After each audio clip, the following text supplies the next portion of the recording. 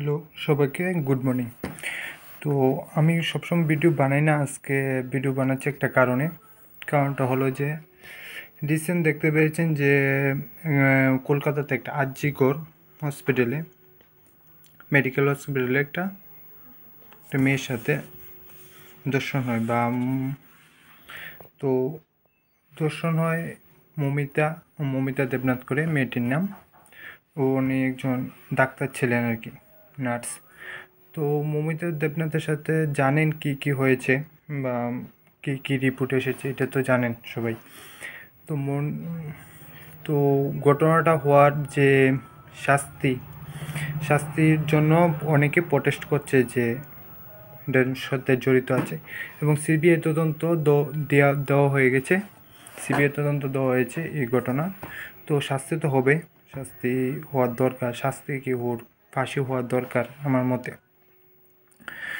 তো ঘটনা হয়ে গেছে, অনেক দিন হয়ে গেছে, প্রোটেস্টও হয়েছে, সিবিআই তদন্ত পড়েছে, অনেকে ধরও পড়েছে, প্রায় 20-25 জনের মতন এর মধ্যে জড়িত আছে এখন পর্যন্ত। তো এই যে মানে দর্শন যে কাজটা বা এই যে ঘটনাটি, এটি চলছে, সবসময় চলছে। এটা তো ফার্স্ট টাইম না যে ফার্স্ট টাইম, এর আগেও একবার জানেননি, আপনি জানেন না, তেলেঙ্গানাতে 2017 না 19-এতে সেম একটা ঘটনা হয়েছিল। পরে দিয়া দিল্লিতে একটা ঘটনা হয়েছিল সেম, বাসের মধ্যে আগুন লাগিয়ে দিয়েছিল। আমার মনে নেই কত শনিটা, এই শনি একটা হয়েছিল 13 না 14তে নেই। এই যে একটার পরে একটা হচ্ছে, আরও তো ছোটো মোটো তো আছে, প্রত্যেক দিন এটি রিপোর্ট হচ্ছে না, সামনে আসছে না, মিডিয়ার সামনে আসছে না, জনসাধারণের সামনে আসছে না। তো এই বড় বড় প্রোটেস্ট হলেই বোঝা যায় যে এই যে প্রোটেস্ট হচ্ছে, কী হবে, প্রোটেস্ট হবে, শাস্তি হবে, শাস্তির পরে শেষ, আবার সেই রকম জীবনযাপন শুরু হয়ে যাবে, কিন্তু এটা বদ্ধ হবে না। কিন্তু দেখুন, আজ দেশের মধ্যে কিছুদিন আগে 15 আগস্ট গেল, তো 78 ইয়ার্স আমরা পালন করেছি ইন্ডিপেন্ডেন্স ডে। তো ইন্ডিপেন্ডেন্স ডে পালন হয়ে গেছে, কিন্তু 78 ইয়ার্স হয়ে গেছে, আমরা দেশ স্বাধীন হয়েছে, কিন্তু সমাজ পরিবর্তন হয়নি। সমাজ পরিবর্তন হয়নি, আমরা সমাজের পক্ষে অনেক পিছিয়ে, আমরা সবাই পিছিয়ে।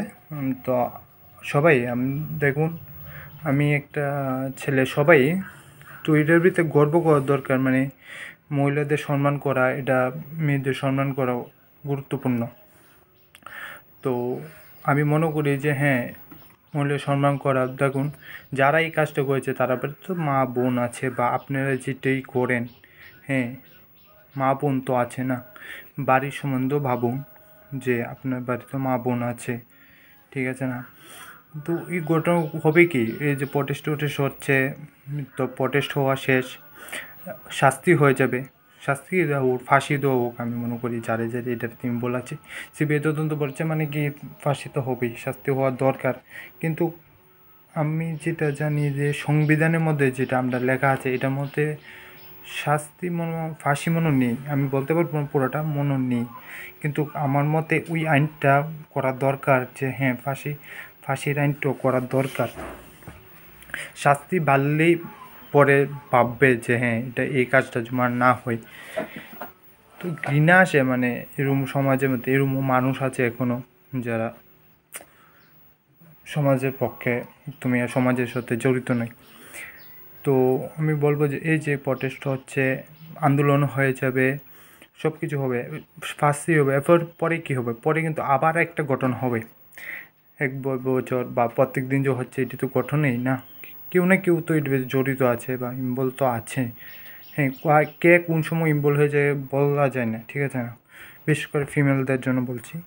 তো দেখুন, আমি বলবো না যে এটা একবারই ক্রাইমটা যাবে, কিন্তু 140 কোটি মানুষ দেশ, হ্যাঁ ক্রাইমটা যাবে, কিন্তু আমরা যদি চেষ্টা করি ওটা ক্রাইমটা কমানো যায়, কমাতে পারবো আশা করি। হ্যাঁ, ক্রাইমটা কমাতে গভর্নমেন্টে কাজ করবে, ঠিক আছে না, আমরাও সমাজের মধ্যে একটু করতে হবে, মানে ঠিকভাবে চলাফেরা এটি করতে হবে। তো আমি চাই যে হ্যাঁ সবাই মানে চেষ্টা করা দরকার, যে দুপারে চেষ্টা করা দরকার। যেমন মনে করুন ফিমেলদের বলছি, যেমন মনে করুন মোবাইলের মধ্যে অনেক থানা পিএসের নাম্বার আছে, ওই নাম্বারটি সেভ করুন। এরপরে মা বাবা যেই আছে ওদের নাম্বারটি সেভ করে রাখুন মোবাইলের মধ্যে, যত পুলিশ স্টেশন এটি আছে আর কি বলে দিন, বা 100 এই নাম্বারটি যেটি ইমার্জেন্সি কল নাম্বার পুলিশ স্টেশনে, প্রশাসনের যে নাম্বারটি আছে এটি সেভ করে রাখুন। দেখুন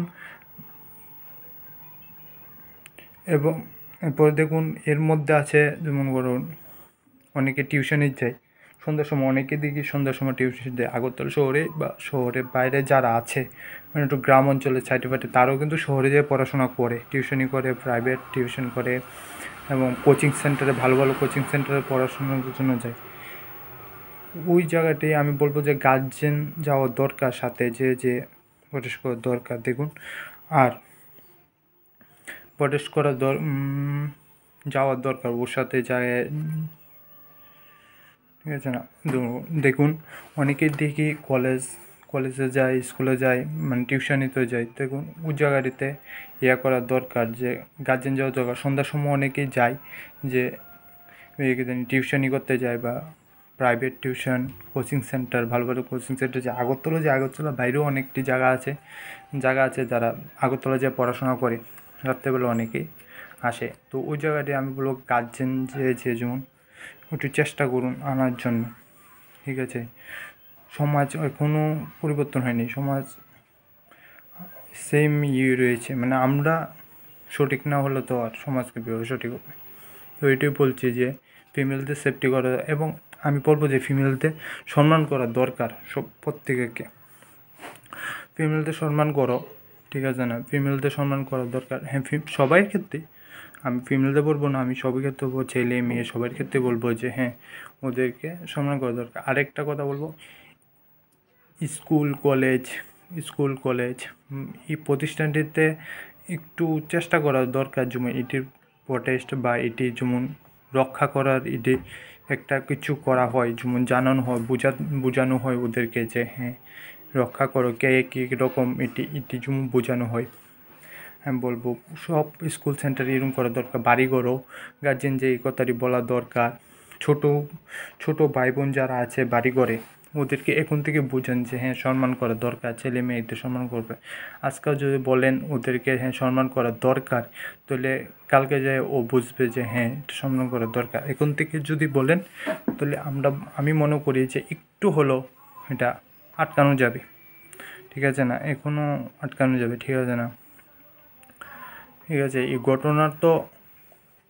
ঘটনা হয়েছে, পরে যে হবে না এরকম তো আমি বিশ্বাস করি না, পরে আবার হতেও পারে, কারণ নেই। যেমন কলকাতা হয়েছে রিসেন্ট, তেলেঙ্গানা, তো আবার তামিলনাড়ুতে মনে একটা ঘটনা হয়েছে সেম। ও টিচার না নার্স বলতে পারবো না, স্বাস্থ্য দপ্তরে সেম ঘটনা হয়েছে। তো কেস কিন্তু বদ্ধ হচ্ছে না, চলছে, একটার পর একটা চলছে। তো আমি বলবো যে ফিমেলদের সেফটির জন্য এটাই বলবো, তোমরা একটু চেষ্টা করো সব কিছু, আরও সব ওকে রাখো, কে কীরকম এটি বোঝার চেষ্টা করো, এবং বাড়ি ঘরে বলো, মা বাবাকে বলবো যে বাচ্চাদের বোঝানোর জন্য এটি।